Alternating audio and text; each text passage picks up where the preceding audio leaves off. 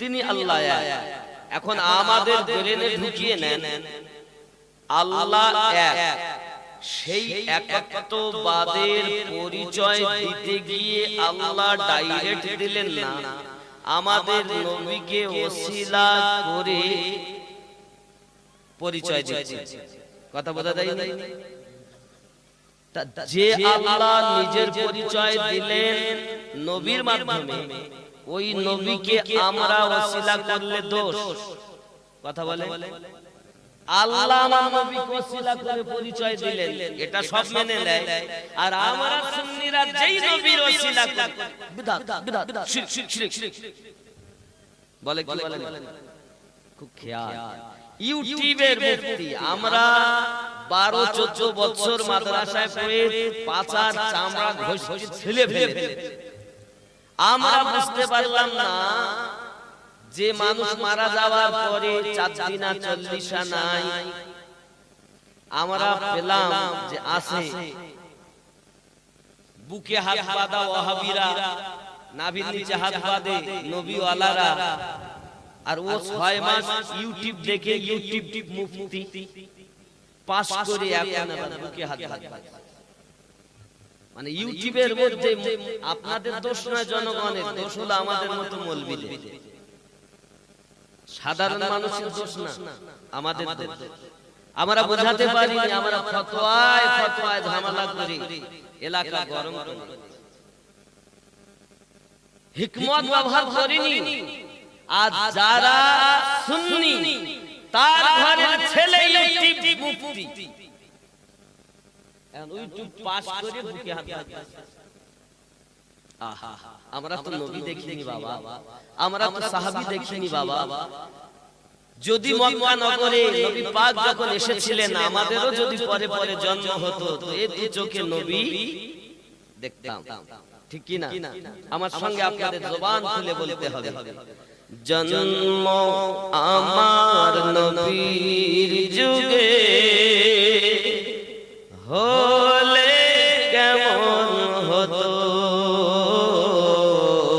জন্ম আমার নবীর যুগে হলে হতো, আরো মোটা করে, জন্ম আমার নবীর যুগে হলে, ও জন্ম আমার নবীর যুগে হলে তুই নয়নের রাসূল পাক, তুই নয়নের রাসূল পাক দেখিলে কেমন হতো, জন্ম আমার নবীর যুগে। কেন কেন কেন? তুই নয়নের রাসূল পাক, তুই নয়নের রাসূল পাক দেখিলে কেমন হতো, জন্ম আমার নবীর যুগে হলে কেমন হতো। খেয়াল করুন, আসতো ভেসে হযরতে বেলালের মধুর আযান, যে আযানে ছিল এত প্রেম মুগ্ধ রহমান,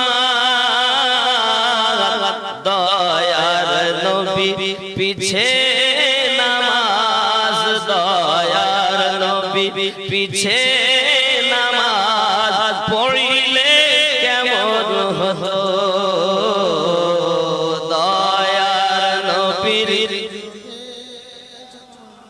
পড়িলে।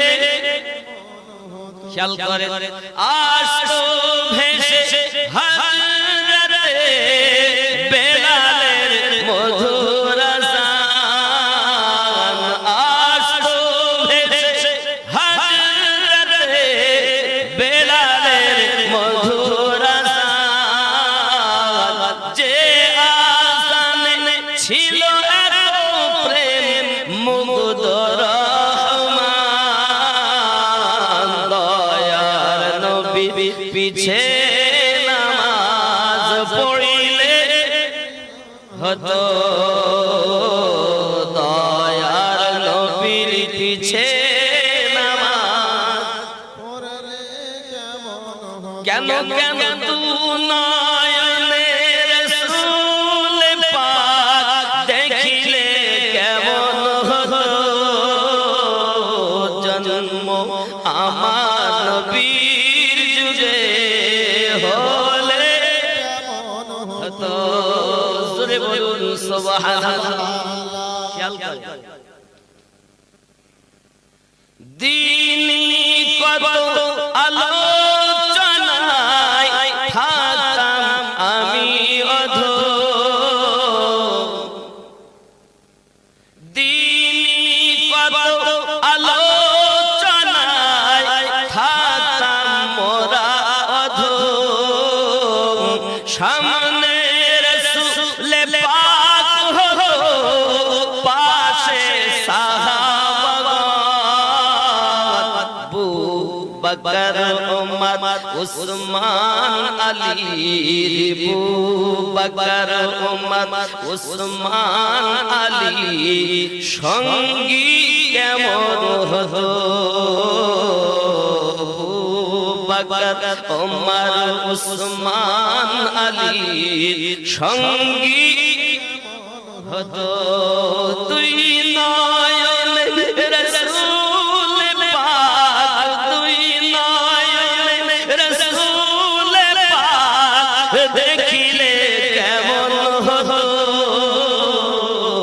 জন্ম আমার নবীর যুগে হলে জোরে কোন সুবহানাল্লাহ ये नबी के पाबो কেমন ये रसूल के पाबो কেমন आहा काम क्रोध लोभ मोह मत्सर्य বিলীন করো তারপর নবী পাও কি হবে হানাফি শেখ হানাফি রাসূল হানাফিল্লাহ তারপরে হবে তোমার অবশিষ্ট জীবন বাকা বিল্লাহ তুমি তো তোমার কাম ভাব এখনো গেল না কোন মেয়ে যদি দেখে একটা ভালো ছেলে আহা কত সুন্দর ছেলে গো এই নায়ক ছেলেটার সাথে যদি আমার বিয়ে হইতো তাহলে ওই মেয়েটার পেট দিয়ে ওই বউ ওর পেট দিয়ে কখনো নবীর আশিক জন্ম নিতে পারে না যে ছেলে একটা মেয়ে দেখে আহা কি জিনিস যাচ্ছে গো তার বাবা পৃথিবীতে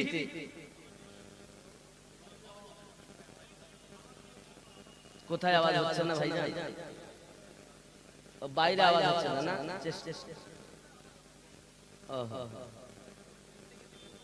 ও চেষ্টা করে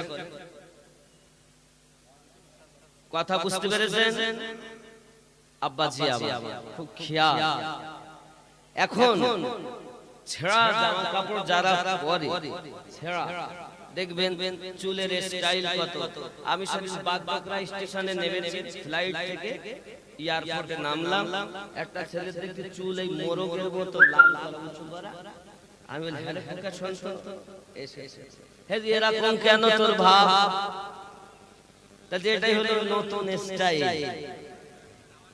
চুল এই রুমালে কালেকশন করছেন এখন আচ্ছা যে যা দেন অসুবিধা নেই বাবাজি তাহলে বোঝা গেল পৃথিবীতে স্টাইল ছেঁড়া প্যান্ট টাকা দিয়ে কিনছে ১৫০০ টাকা ২০০০ টাকা আমরা ছোটবেলায় দেখতাম ছেঁড়া প্যান্ট তারা পরে যারা খুব গরিব আর এখন ছেঁড়া তারাই ব্যবহার করে তারা নাকি ভদ্রলোক আশ্চর্য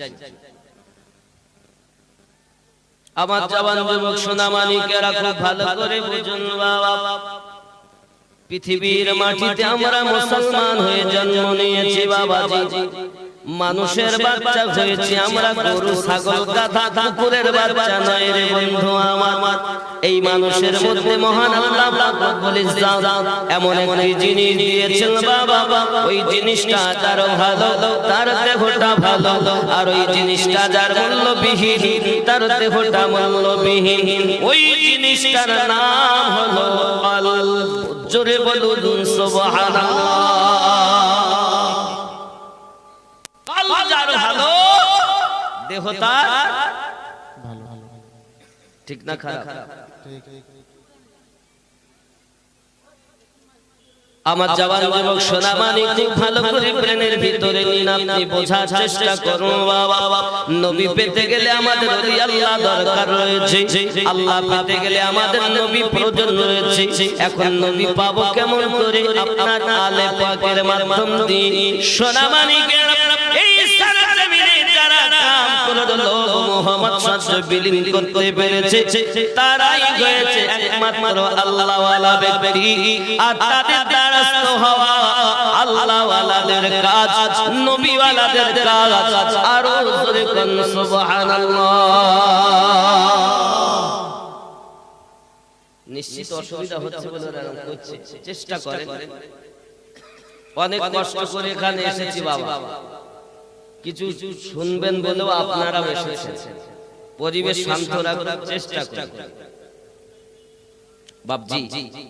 এখন দুনিয়াতে কাম, ক্রোধ, লোভ, মোহ, মাৎসর্য বিলীন করতে হবে।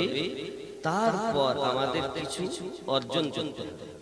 মুর্শিদে ফানা, যে ব্যক্তি মুর্শিদে ফানা হয়নি ওই ব্যক্তি কিছু পায়নি।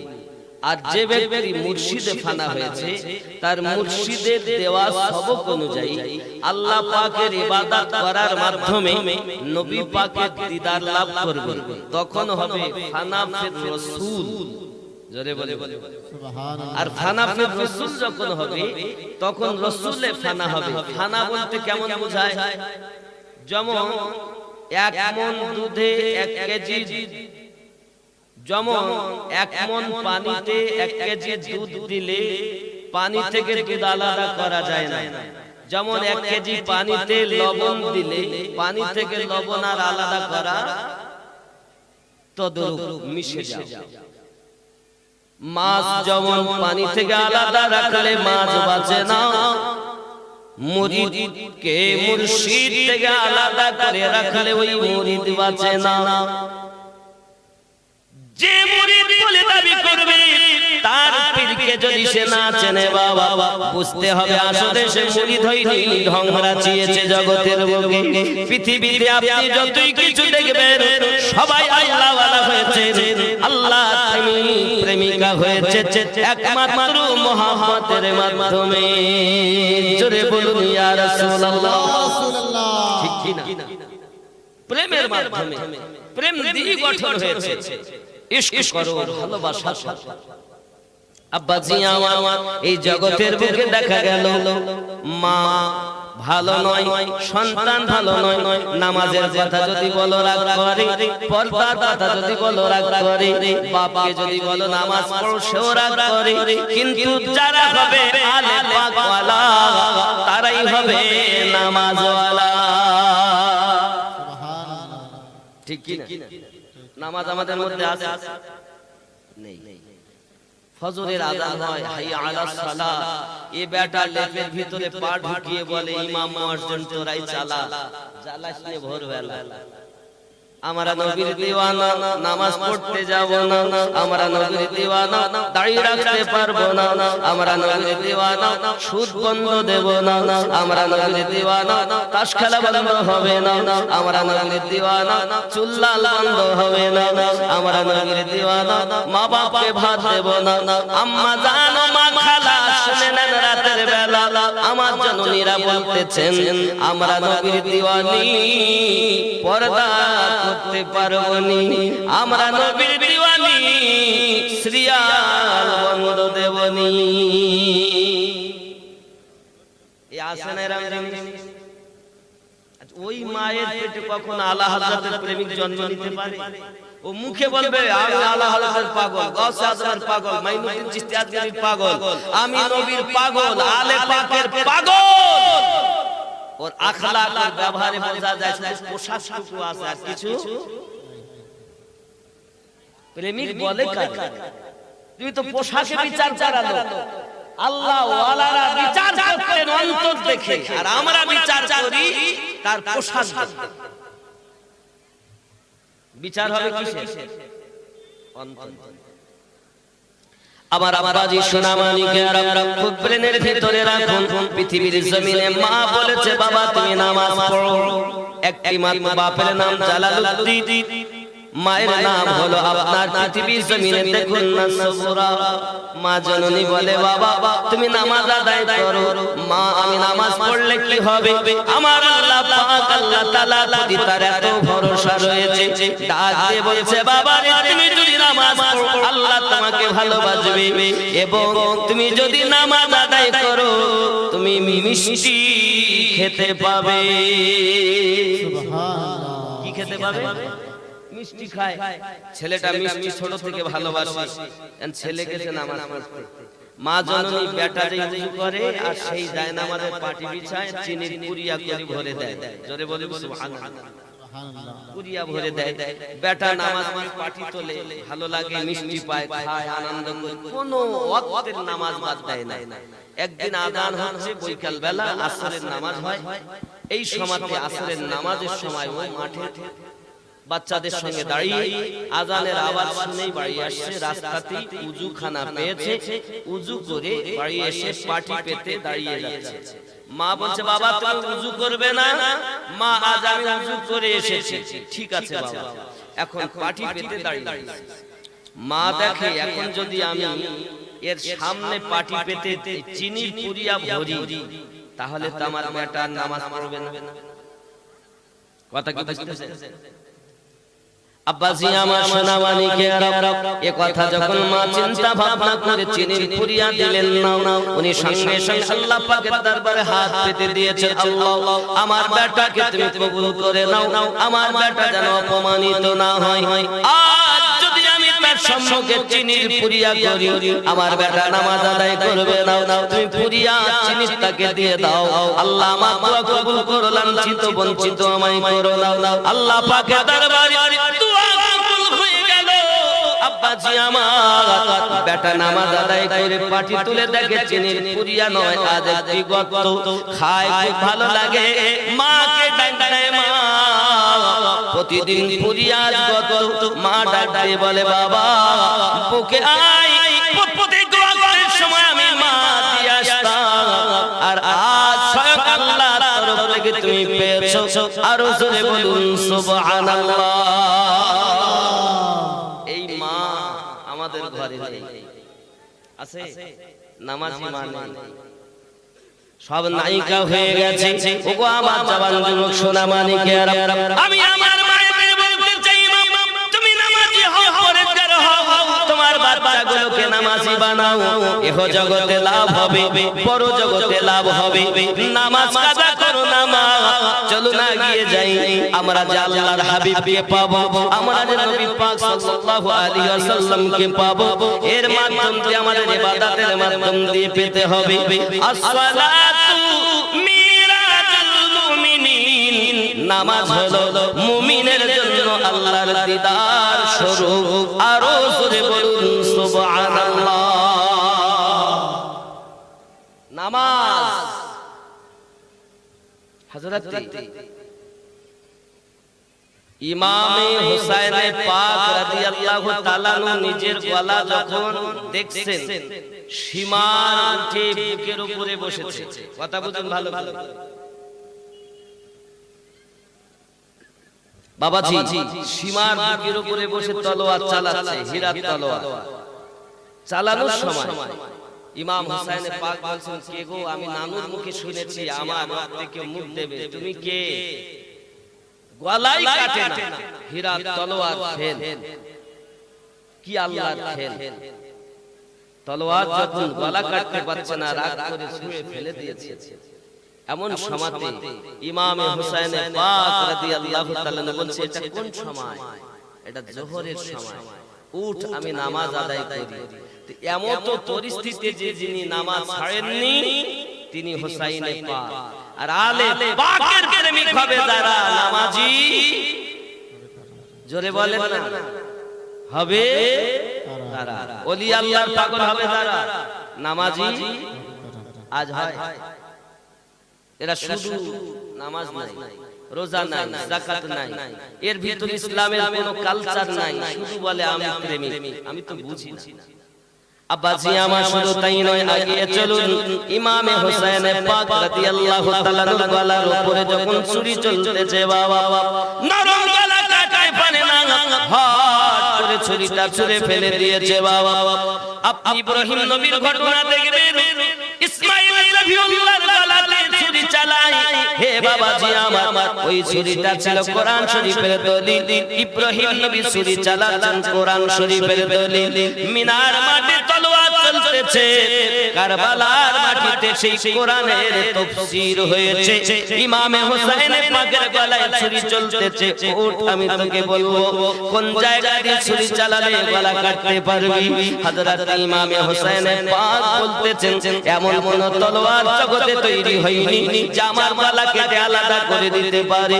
কারণ কি গো, একটি মাত্র কারণ, আমার গলা কাটার 56 বছর আগে আমার নানু ওই জায়গাতে চুমু দিয়েছে যেখানে আজ তুই ছুরি চালাস। আমার নবী পাকে আমার নানু জানে চুমার বরকত হীরার তলোয়ার কাটতে পারে না। কিসের বরকত? কিসের? ইন্তেকাল বা শহীদ হওয়ার 56 বছর আগে নবী চুমু দিচ্ছেন। কোন জায়গায়? যেখানে সীমা ছুরি চালায়। তাহলে আমাদের নবী জানেন কোথায় ছুরি চলবে। আর সেই নবী কি বলছেন? নবী কিছু জানেন না। নবী কিছু জানেন না। আমাদের নবী জানেন না, আমার আব্বারা সব জানেন। আব্বাজি আমার সোনা মানিকেরা গলা গর্দান মোবারক উনি কাটিয়ে দিয়েছেন। বন্ধু আমার, আগিয়ে চলুন না কেন, কথাটা আমি কারবালার ঘটনা বলাটাই আমার মূল উদ্দেশ্য নয় বন্ধু, খালি আমি বোঝানোর জন্য আপনাদের বলতেছি। ইমামে হোসেন রাদিয়াল্লাহু তাআলা আনহু যদি উনি চাইতেন আমি আর গলা দেব না, একবার টাকার জন্য যদি উনি সমর্পণ করে দিতেন নিজেকে, অর্থের জন্য যদি দিতেন, বিক্রি যদি হতেন, আব্বা আমরাও বিক্রি হই আপনার মুর্শিদের কাছে আল্লাহ পাওয়ার উদ্দেশ্যে। আর হোসেন পাক রাদিয়াল্লাহু তাআলা যদি বিক্রি হতেন আর অর্থের লোভে, অর্থের জন্য নয়, আল্লাহকে রাজি খুশি করার জন্য, ইসলামটাকে বাঁচানোর জন্য হোসেন পাক বাতিলের কাছে নিজেকে বিক্রি না করে ইসলামের জন্য গলা দান করে দিয়েছে। এটা ঠিক কিনা বলেন? আব্বাজি আমার, আমরা নবী পাক সাল্লাল্লাহু আলাইহি ওয়াসাল্লামকে মুহাব্বত করি, দেখি, জানি, প্রেম করি, খেয়াল করেন। দয়ার নবী আপনার দরবারে আমরা গোলাম হাজির হইয়াছি। দয়ার নবী আপনার দরবারে আমরা গোলাম হাজির হইয়াছি। দয়ার নবী আপনার দরবারে আমরা গোলাম হাজির হইয়াছি। দয়ার নবী মোদের জানের জান, দেশে বিদেশে গাইবো আপনার শান। দয়ার নবী মোদের জানের জান, দেশে বিদেশে গাইবো আপনার শান। গাইতে গাইতে হয় যেন মরণ। দয়ার নবী আপনার দরবারে আমরা গোলাম হাজির, আর একটু জোরে, আমরা গোলাম হইয়াছি।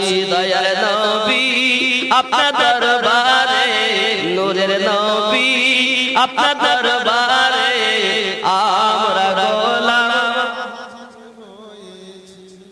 নয়ন দিয়ে নয়ন পাগল করলে আমার মন, নয়ন দিয়ে নয়ন পাগল করলে আমার মন।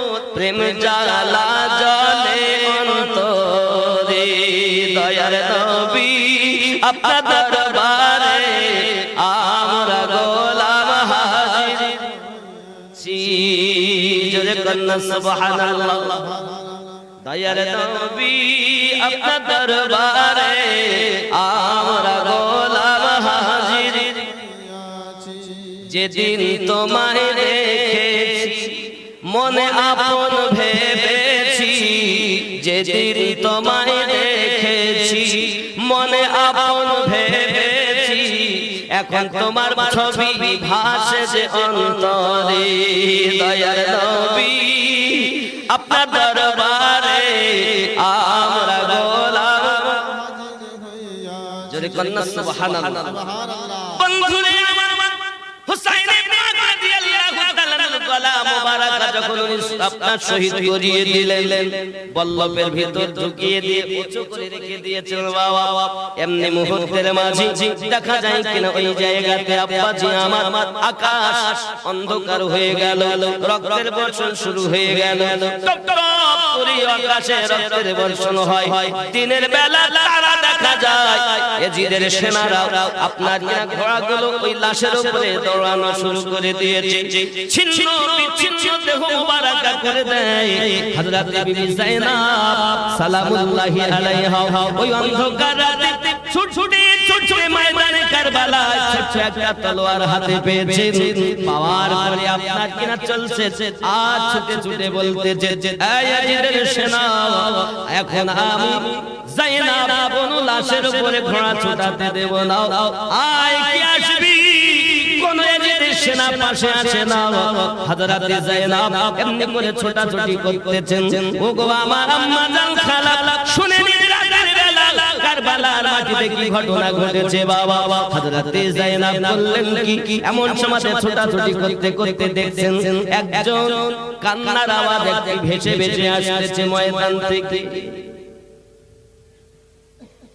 কে কাঁদে কে কাঁদছে বলছে কেউ যেন কাঁদে কে দেখতেছে ছোট ছোট সাকিনা কান্না করছে হ্যাঁ সাকিনা তুমি এখানে এত রাতে এই অন্ধকারময় রজনীতে তুমি এখানে কেন হযরত সাকিনা কান্না করে এখানে কেন কাঁদো কার কাছে কাঁদো চিনি না জানি না আমি কিন্তু ওগো আমার ফুফু আম্মা গত রাতে আমি আমার আব্বার বুকের উপরে শুয়েছিলাম আমি রাত কাটিয়েছিলাম আজ আমার আব্বা আমাকে কোলে নেয় না বলে আব্বু আব্বু করে কান্না করতে করতে এসেছি এমন সময় ছিন্ন ভিন্ন দেহ এইখানে আব্বু আব্বু করে তুমি কাঁদছো আমি তো যায়েনব চিনতে পারি না আমি তো চিনি না কার দেহ কার কি কারণ দেহতে না কোনো মাথা আছে না দেখো কোনো বাবা সলিড ভাবে আছে সব দেহগুলোকে ছিন্ন বিচ্ছিন্ন করে দেওয়া হয়েছে তুমি কেমন করে চিনলে এটা তোমার পিতা ইমামে হোসেন ডাক দিয়ে বলে ফুফু আম্মা আমি যখন আব্বা করে কাঁদি এই জায়গা থেকে আওয়াজ এসেছে মা সাকিনা কাঁদিস না আয় আমার বুকে আয় আমি তোমার আব্বা হোসেন এখানে আছি ওগো ফুফু এটাই আমার আব্বার দেহ এখান থেকে আমি আওয়াজ পেয়েছি সুবহানাল্লাহ তার মানে ইন্তেকালের পরও শহীদের পরও জিন্দা আব্বাজি আমার বিবি যায়েনব তাকে কোলে কোলে নিয়ে চলে আসলেন আপনার কিনা তাঁবুর মধ্যে অনেক বোঝানো সুজানোর পরে যখন আপনার কোনো মতে কান্না বন্ধ হয় না এইদিকে দুশমনের দলেরা তাঁবুতে আগুন আপনার আগুন লাগিয়ে দিয়েছে এই তাঁবুতে এমন কি এমন অবস্থা করেছে বাবা দুশমনের দল হযরত সাকিনার কানের বালি পর্যন্ত ছিনিয়ে নিয়েছে রক্ত টপ টপ করে পড়তেছে আব্বুজি হযরত যায়েনব দেখতেছেন তাঁবুর মধ্যে আগুন ধরে গেছে আব্বাজি আমার হঠাৎ করে উনি আল্লাহ আপনার একটা তাঁবুর ভিতরে ঢুকেছেন আর মনে হয় তিনি বাঁচবেন না ইন্তেকাল করে যাবেন হঠাৎ তাঁবুর মধ্যে ঢুকেছেন ওখানে পুরো ছাই হয়ে যাবে হঠাৎ কিছুক্ষণ পরে একজনকে আপনার কাঁধে করে নিয়ে বাড়ি এলেন তিনি ছিলেন হযরত যায়েনুল আবেদিন আজ আমরা গাউসে আজমের কথা বলি খাজা মাইমুদ্দিন চিশতি আজমেরের কথা বলি সরকারে আলা হযরতের কথা বলি মুজাদ্দিদ আল বেসানের কথা বলি গাউসুল হারি রহমাতুল্লাহর কথা বলি যত ওলি আল্লাহর কথা আপনি বলেন না কেন হযরত যায়েনব রাদিয়াল্লাহু তাআলা আনহু যদি তাবুর ভিতর থেকে জাইনুল আবেদিনকে না আনতেন আজ গৌসে আজম পাওয়া যেত না। যারা ওলি ওলি করছে, ওলি আউলিয়া, জেনে রাখো এর পিছনে অবদান হলো হযরতে যায়েনাবের। জোরে কোন সুবহানাল্লাহ।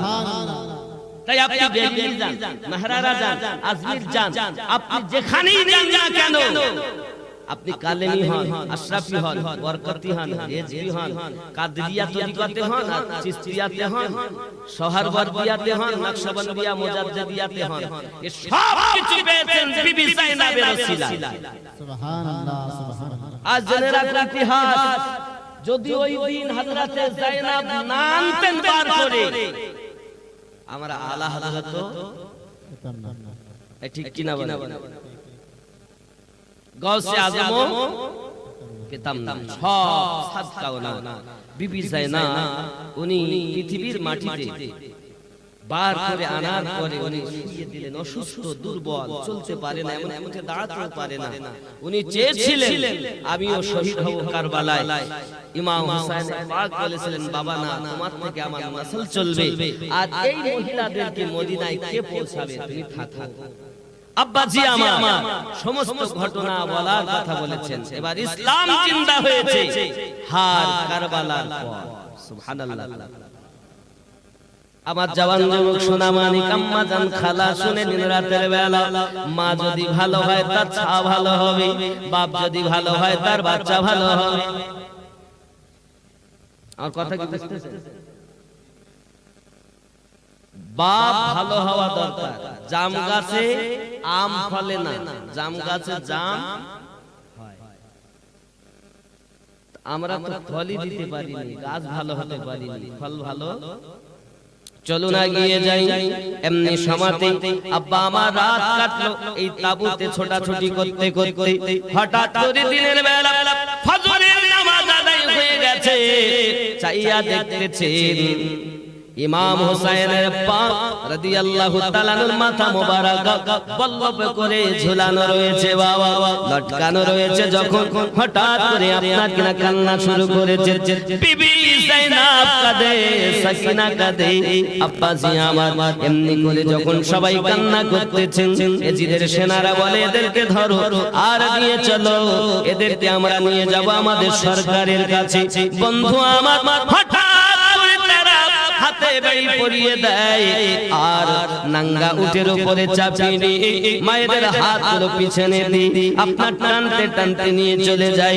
বন্ধু আমার, আযানের ধ্বনি যখন আসে কানে, হযরতে যায়েনাব রাদিয়াল্লাহু তাআলা আনহা মাথাখানা নত করে দিয়েছেন আর বলছেন, আল্লাহ এতেই আমাদের সেজদা তুমি কবুল করে দাও। যদি আমরা আজাদ হতাম তাহলে ওযু বানিয়ে নিতাম, যদি পানি পেতাম ওযু বানিয়ে নিতাম।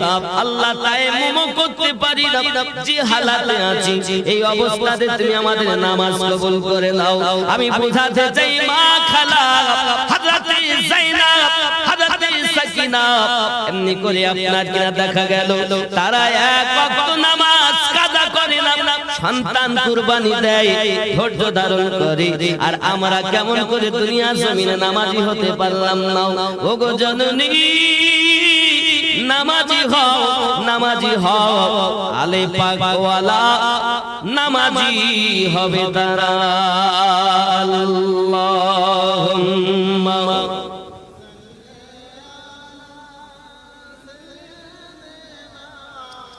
মাওলানা মুহাম্মদ ওয়া আলা আলিহি।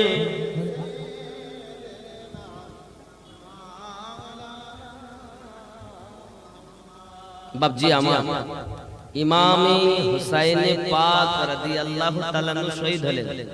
আমাকে কিছু কারবালার ঘটনা বলে হয়েছে, যিনি ভাইজান আমাকে দাওয়াত দিয়েছিলেন যে একটু কারবালা শুনবেন, তাই আমি বলছি। কথা বুঝতে নইলে বলতাম। উনি যিনি দাওয়াত দিয়েছিলেন, যিনি একাই আমাকে পয়সা দিয়েছেন, ওই ভাই। তাই এই কারবালার কিছু কথা আমি বলছি, তাও পরের কথা। আর ওনার মনের ইচ্ছা হলো এটা বলতে। অসুবিধা হচ্ছে আপনাদের? ওনার আশা, উনি যখন খাস করে আমাকে দাওয়াত দিয়েছে, তো ওনার কথাটা রাখা আমার কর্তব্য কিনা? জি, এর জন্য বলছি। অনেকে যেহেতু আমরা শুনেছি তাও বলতেছি, তো উনি চাইলেন, নইলে আমি অন্য কিছু বলতাম। আব্বাসি আমার খুব সারমর্ম, আর বেশি বলবো না। কারবালার কথা আর মিনিট 7 বলবো, 10 মিনিট বলবো, সাইড কাটবো ইনশাআল্লাহ। সঙ্গ দেবেন তো নাকি? দেবেন তো সঙ্গ? মানে ওনার জন্য বলতে হচ্ছে। খুব মহাব্বতে বলুন দরুদ আল্লাহুম্মা সাল্লি আলা সাইয়্যিদিনা মাওলানা মুহাম্মদ ওয়া আলা আলি সাইয়্যিদিনা মাওলানা। বাপজি আমার হঠাৎ এটা কি মানুষজন গজল শুনতে চাইছে। একদিন তোমায় মরতে হবে।